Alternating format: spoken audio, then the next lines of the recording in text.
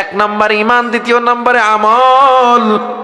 ইমান হলেই হবে না, আমল ছাড়া মানুষ জান্নাত পাবে না। ইমান এবং সেটা হতে হবে আকীদা সহি আলা সহি আকীদা ওয়ালা ইমান। ইমান আছে, আমল আছে, আল্লাহ কয় হবে না। আরো 4টা গুণের মধ্যে 2টা গুণ লাগবে। আরো কয়টা গুণ লাগবে? গেল কয়টা? আমলের মধ্যে 1 নাম্বার as-সালাত, নামাজ। কারি তৈয়ব সাহেব রহমাতুল্লাহ আলাইহি বলেন, যার নামাজ যত ভালো তার ব্যবহার তত ভালো। যার নামাজ যত ভালো তার আল্লাহর সাথে সম্পর্ক তত ভালো। যার নামাজ যত বেশি না, যার নামাজ যত, এটা বুঝছেন, আধিক্যতা না, ভালো ইবাদত। রাতভর ইবাদত করার মূল্য নাই যদি নামাজটা আপনি ভালোভাবে না পড়েন। রাতভর নামাজ পড়লেন, নামাজের মধ্যে কোনো খুশু খুজু নেই। আল্লাহ তাআলা সূরা মুমিনুনে কি বলছেন? قد أفلح المؤمنون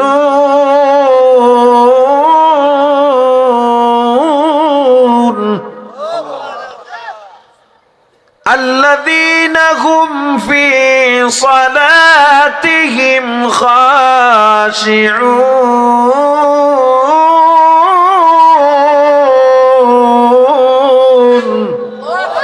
আল্লাহ কয় মুমিনরা সফল কোন মুমিন?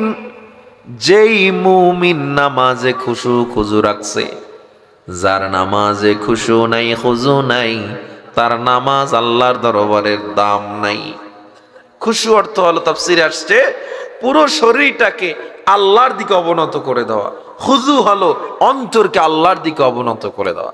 যেই শরীর সব আল্লাহর দিকে অবনত হয়, হে খালি ঘাড় খাউ যাইতে পারে, হ্যাঁ, হে খালি কাশি দিতে পারে, নাক টানতে পারে, চোখ ডলতে পারে। এজন্য খুশু অর্থ হলো, আল্লামা ইবনে হাজার আসকালানী রাহমাতুল্লাহ বলছেন, তুমি নামাজে দাঁড়ায় আগে পুরো অঙ্গ প্রত্যঙ্গ সিজদায় নাও, পুরো অঙ্গ প্রত্যঙ্গ আল্লাহর দিকে ঝুঁকাও, তাইলে না তুমি নামাজের অন্তরে স্বাদ পাইবা। অন্তরে কেন মজা পান না? কারণ দেহটাই আল্লাহর দিকে নাই। হাউসি দিতেছে, হা কইরা ভিতরে ছোট জিব্বা দেখা যাইতেছে, আছে না নাই? আর শীতকালে একজনে কাশি দিলে এক সিরিয়ালে সবাই শুরু, আছে না নাই? আমি আমার পাশে দেখি এক মুরব্বী নামাজ পড়তেছে, সুন্নত পড়তেছে, সামনে দিয়ে একটা বাচ্চা দৌড় দিছে, হে ওই বসা অবস্থা উঠে এইটার যে একটা থাবড় দিয়ে আবার বইছে। জিগাইলাম মুরব্বী কি হইলো? কয় যে এটা দেখছে না এটাই হইছে। তাইলে আর খুশু খুশুর লেভেল কই গেছে? আহা, আল্লাহ আমাদের সবাইকে যেভাবে নামাজ পড়লে আপনি খুশি হন সেভাবে নামাজ পড়ার তৌফিক দান করেন। জোরে কান আমিন। হে মুসলমান ইমানদার, নামাজ হলো 1 নাম্বার আমল। এরপরে বাকি আমল, মৌলিক আমলগুলো, রোজা, হজ, যাকাত, পর্দা, ফরজ সব ঠিক আছে। নামাজ পড়ে আওয়াবিন পরে ইশরাক, চাষ, দান সদকা সব ঠিক আছে। একটু সমস্যা, কি কয়? সুদ খায়, সব শেষ। কি খায়? সব ভালো, সুদও খায় না। একটু সমস্যা আছে, কি? আর একজনের জমি একটু কাইটা নিজের মধ্যে ঢুকাইয়া রাখছে, সব শেষ। সব ঠিক আছে, জমিও মানুষেরটা খায় না, খালি ওজনে একটু কম দেয়, ইবাদত সব শেষ। ওজনেও কম দেয় না, সব ভালো, পুরো আল্লাহর ওলি, কিন্তু মা বাবার সাথে ভালো সম্পর্ক নাই, ইবাদত আল্লাহর কাছে পৌঁছাবে না। আল্লাহর নবী বলেন, আল্লাহর সাথে মা বাবার মধ্যে এই মাঝখানে কোনো পর্দা নাই। মা বাবা যেটা বলে আল্লাহ সাথে সাথে কবুল করেন। ফালা তাকুল লাহুমা উফ, আল্লাহ নিজে বলছেন মা বাবার সাথে উফ এই শব্দটা পর্যন্ত বলা যাবে না। আর আপনি আমি কি করি? বহু সন্তান আছে বাবা মায়ের গায়ে হাত তুলে, ধমক তো দূরের কথা, কি করে? হাত তুলে। তাইলে আমার আমল লাগবে কেমন আমল? ইখলাসওয়ালা আমল। তোমাকে আমাকে মা বাবা তো কষ্ট করে, ওরে ভাই, গর্ভে যখন ছিলাম, আমি হাদিস দিয়ে উদাহরণ দিই, ইদা জা রাজুলুন ইলা রাসূলিল্লাহি সাল্লাল্লাহু আলাইহি ওয়াসাল্লাম, একজন ব্যক্তি নবীজির কাছে এসে বললেন, ইয়া রাসূলুল্লাহ, মান আহাক্কু বিহুসনি সাহাবাতি, মা বাবার মধ্যে কাকে বেশি সমাদর করব, কাছের হবে? ক্বালা উম্মুকা, নবী বলেন তোমার মা। ক্বালা সুম্মা মান, এরপরে কে? উম্মুকা, তোমার মা। ক্বালা সুম্মা মান, এরপরে কে? উম্মুকা, তোমার মা। কয়বার? ক্বালা সুম্মা মান, ও নবী এরপরে কে? এরপর নবী বলেন তোমার বাবা। মায়ের নাম তিনবার, বাবার নাম, তার মানে বাবার দাম অনেক কম না? এখানে আলোচনা আছে। হাদিসের শানে বলা হয় মায়ের সম্মান যদি বেশি হইতো নবী একবার বললেই হয়ে যেত, তো তিনবার আছে কারণ তিনটার দিকে লক্ষ্য করে নবী কথাটা বলেছে। বাবার দাম কি পরিমাণ অন্য একটা হাদিস দিয়ে উদাহরণ দিলেই বুঝবেন। আন ইবনে ওমর আনিন নবী সাল্লাল্লাহু আলাইহি ওয়াসাল্লাম قال রিদার রাব্বি ফি রিদাল ওয়ালিদ সাখতুর রাব্বি ফি সাখতিল ওয়ালিদ। যেই সন্তানের উপরে বাবা খুশি আল্লাহ কয় আমি ওই সন্তানের উপরে খুশি। যেই সন্তানের উপরে বাবা বেজার আল্লাহ বলে আমি ওর উপরে বেজার। তাহলে বাবার দাম আছে না নাই? তার মানে নবী তিনবার বলার পিছনে তিনটা কারণ আছে। এক নাম্বার কারণ, মা যে তিনটা কষ্ট সহ্য করে পৃথিবীর কোনো বাবা করে না। এক নাম্বার কষ্ট গর্ভধারণের কষ্ট। তোমাকে আমাকে গর্ভে রেখে মা ঠিক মতো খাইতে পারে নাই, ঘুমাইতে পারে নাই, কত কষ্ট। ও মুসলমান, রাত্রে তো সব মানুষ ঘুমায়া গেছি, গর্ভের যন্ত্রণায় মা ঘুমাইতে পারে নাই, খাটে গড়াগড়ি করছে আর ঘরে হাঁটাহাঁটি করছে। দ্বিতীয় নাম্বারে প্রসব বেদনার কষ্টের দিকে তাকায় নবী দ্বিতীয় নাম্বারে মায়ের নাম বলছে।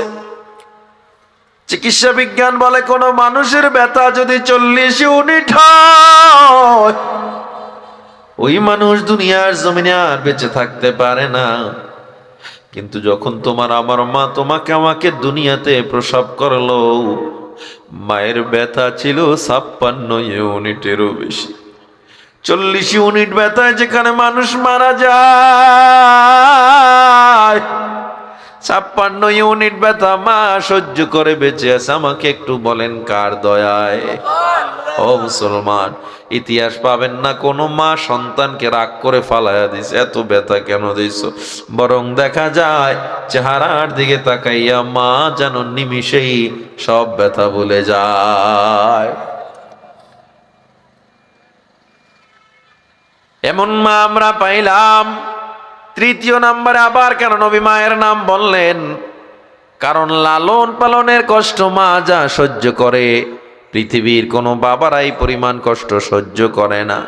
গভীর রাত্রে উঠে মা প্রস্রাব পায়খানার কাঁথা ধুয়েছিল, ওই মা তোমাকে আমাকে দূরে রাইখা এক লোকমা ভালো খানা খাইতে পারে নাই। ঘরে মেহমান আসছে, মা সবাইরে খাওয়াইছে, নিজে মুখে দেয় না। বাবা বলে ও বিবি কেন খাও না? মায়ের ঠোঁট দুইটা থর থর করে কাঁপে।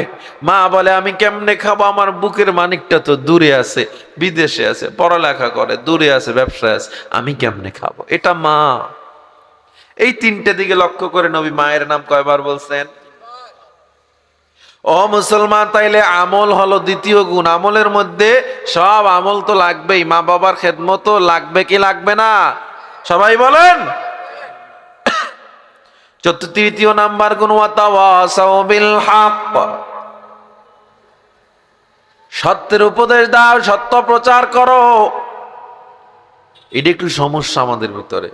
বহুত আলেম, বহু আল্লামা হক কথা বলে না কেন? আঘাত আসবে, জেল জুলুম সহ্য করা লাগবে। ভাই, আলেমরা হক কথা বলবে, ইমানদাররা হক কথা বলবে, বাধা আসবে। সবচেয়ে বড় প্রমাণ তোমার মায়ার নবী, তার উপরে বাধা আসছে। তায়েফে তাকে রক্তাক্ত করা হয়েছে, পাথরের আঘাত দিয়া নবীর জুব্বা লাল করে ফেলা হয়েছে, জুতা আটকে ফেলছে। এক ফোঁটা রক্ত যখন জমিনে পড়ছে, জমিন কেঁপে উঠছে। আল্লাহর এক ফোঁটা রক্ত যদি আমার গায়ে লাগে আমি উল্টে যাব। জিবরিল আমিন এসে বলে আপনি হুকুম দেন, তায়েফের পাহাড় দিয়ে তায়েফবাসীরা ধ্বংস করে দিব। আল্লাহর নবী কি বলছেন? আল্লাহুম্মা হাদি কওমি লিআন্নাহুম লা ইয়ালামুন। আল্লাহ আমার কওমকে আপনি হেদায়েত দেন, ওরা না বুঝা মানে মারছে। হক কথা যদি না বলেন, দুনিয়ায় বলেন না, আখিরাতে আল্লাহর দরবারে জবাব দিতে হবে কি হবে না? যাইতে পারি না ফিলিস্তিনে, বসনিয়া চেচনিয়ায়, কিন্তু মানববন্ধনটা পর্যন্ত করতে নামে না, এমন লোক আছে না নাই? এ মুসলমান ইমানদার, তবে আমি বিশ্বাস করি সিলেটের এই মাটির মানুষগুলো যে যে অবস্থায় থাকুক না কেন, অন্তরে আল্লাহর জন্য, নবীর জন্য আলাদা জায়গা আছে। আছে না নাই? জোরে বলেন। আমি এখনো বিশ্বাস করি এই বাংলা জমিনে যদি আমার মায়ার নবীকে নিয়ে কটূক্তি করা হয়, আল্লাহর তাওহীদ নিয়ে যদি কথা বলা হয়, আমরা প্রত্যেকটা মানুষ আল্লাহ নবীর ইজ্জত রক্ষার জন্য, আল্লাহর তাওহীদ রক্ষার জন্য জীবন যদি দিতে হয় জীবন দিতে রাজি আছি, রক্ত যদি দিতে হয় রক্ত দিতে রাজি আছি, ঠিক কিনা? এটা আমার মনের একটা আশা এবং আমি এটা বিশ্বাস করি। আসলেই কি আপনারা আল্লাহর জন্য নবীর জন্য জীবন দিতে পারবেন? কে কে একটু আল্লাহকে হাতটা দেখান তো। নারায়ে তাকবীর। হাত নামান, আল্লাহ কবুল করেন। এজন্য বলি আল্লাহর নবী যদি মনে করতেন জায়নামাজে বইয়াই ইসলাম কায়েম হয়ে যাবে, দোয়া করলেই, আল্লাহর নবী জায়নামাজটা ছাইরা উহুদের ময়দানে গিয়ে রক্ত দেওয়ার প্রয়োজন ছিল না।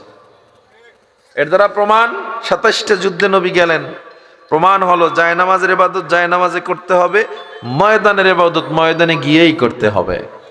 কথা বলেন ঠিক না বেঠিক? ওয়া তাওয়াসাউ বিস সাবর, 4 নাম্বার গুণ হলো ধৈর্য। কি সবাই বলেন? ধৈর্য আছে আমাদের? ধৈর্য রাখতে হবে। 4টা গুণ যাদের মধ্যে নাই আল্লাহ তাআলা বলেন লাফি খুসর, সবগুলো ধ্বংসের মধ্যে। আর 4 গুণ যদি থাকে আল্লাহর নবী বলেন, আল্লাহ বলেন অবশ্যই ও নবী এই ধৈর্যশীল গুলোরে আপনি সুসংবাদ জানাইয়া দেন। কেমন সুসংবাদ? সবচেয়ে ছোট্ট পুরস্কার যে জান্নাত দিবে এটাও দুনিয়ার চেয়ে 10 গুণ বড়। আল্লাহ কবুল করেন। জীবন থাক আর যা গলায় ছুরি আসুক, 4 গুণের বাইরে যাব না। কে কে রাজি আছেন? আল্লাহকে হাত দুইটা দেখান। নারায়ে তাকবীর, নারায়ে তাকবীর। আল্লাহ আপনি কবুল করেন, বলেন আমিন।